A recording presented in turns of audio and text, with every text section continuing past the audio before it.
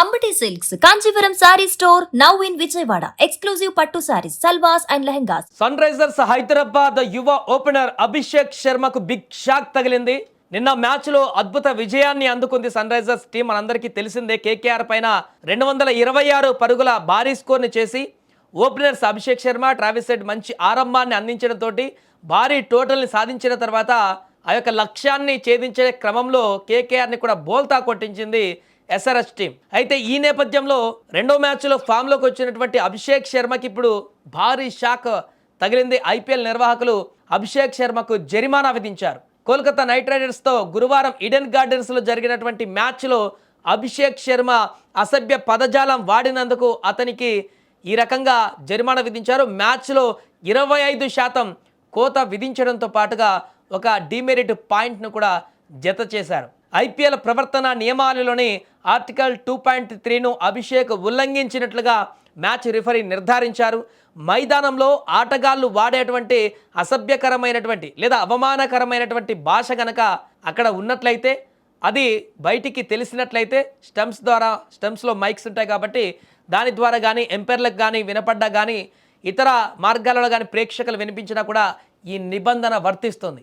ఇది లెవెల్ 1 కింద వస్తుంది యొక్క తప్పిదం.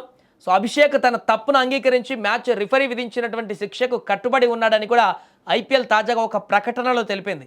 లెవెల్ 1 ఉల్లంఘనకు మ్యాచ్ రిఫరీ నిర్ణయమే అంతిమమని స్పష్టం చేసింది. అయితే అభిషేక్ ఎందుకు అసభ్యంగా ప్రవర్తించాడనే దానిపైన ఐపీఎల్ ప్రకటనలో స్పష్టత ఇవ్వలేదు, ఎందుకు అతను ఆ రకంగా బిహేవ్ చేశాడనేది. కానీ తన వివాదాస్పద అవుట్ పట్ల, ఎందుకంటే అభిషేక్ శర్మ నిన్న ఒక క్యాచ్ ఇచ్చినప్పుడు అక్కడ క్యాచ్ పెట్టినటువంటి ఫీల్డర్ కరెక్ట్గా పట్టాడా లేదా అనేటువంటి సందేహాలు వ్యక్తమవుతూ ఒక కాంట్రవర్సీకి దారితీసింది ఈ యొక్క క్యాచ్. దీంతోనే తీవ్ర అసహనానికి గురైనట్టుగా కనిపించింది అభిషేక్ శర్మ. ఆ సందర్భంలో అతను అలా ప్రవర్తించి ఉంటాడంటూ కూడా చెప్తున్నారు. ఆ యొక్క సందర్భంలోనే వరుణ్ చక్రవర్తి బౌలింగ్లో డీప్లో క్యాచ్ ఇవ్వగా థర్డ్ ఎంపైర్ పలుమార్లు సమీక్షించినప్పటికీ కూడా క్యాచ్ పైన సందేహాలు వ్యక్తమయ్యాయి. అయినప్పటికీ ఎంపైర్ అతన్ని అవుట్గా ప్రకటించడంతో అభిషేక్ నిరాశగా పెవిలియన్ చేరాడు, కొంత అసంతృప్తిగా కనిపించాడు. ఈ వివాదం పక్కన పెడితే ఇదే సమయంలో కొంత అసహనానికి గురైనటువంటి సందర్భంలోనే అతను కొంత టంగ్ స్లిప్ అయినట్టుగా కనిపిస్తుంది. అది ఏ సందర్భంలో స్లిప్ అయ్యారు, ఎందుకు స్లిప్ అయ్యారు, ఏమన్నాడు, దీనికి సంబంధించిన డీటెయిల్స్ అయితే ఏం పెట్టలేదు. కానీ బయటికి ఐపీఎల్ మాత్రం తను టంగ్ స్లిప్ అవ్వడం కారణంగా అసభ్యకరమైనటువంటి వ్యాఖ్యలు చేసిన దానికి కారణంగానే ఈ యొక్క శిక్ష విధిస్తున్నట్టుగైతే ప్రకటించింది.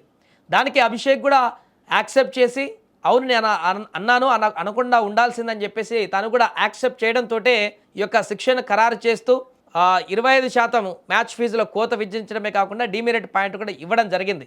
మరలా ఇది రిపీట్ అయితే అభిషేక్ శర్మకి చాలా ఇబ్బందికరమైనటువంటి పరిస్థితులు ఎదురయ్యేటువంటి అవకాశం ఉంటుంది. మొదటి తప్పిదం కింద కోతలు మాత్రం ఉంటాయి మ్యాచ్ ఫీజులో, కానీ ఆ తర్వాత మళ్ళీ రిపీట్ అయితే చాలా తీవ్రమైనటువంటి పరిణామాలు ఉంటాయి. అలాంటి రూల్స్ అనేటివి క్రికెట్లో ఉంటాయి. కాబట్టి మరి నెక్స్ట్ మ్యాచ్లోనైనా అభిషేక్ శర్మ తన యొక్క దూకుడుతనాన్ని తగ్గించుకొని ముందుకు వెళ్తాడా లేదా అనేది చూడాలి.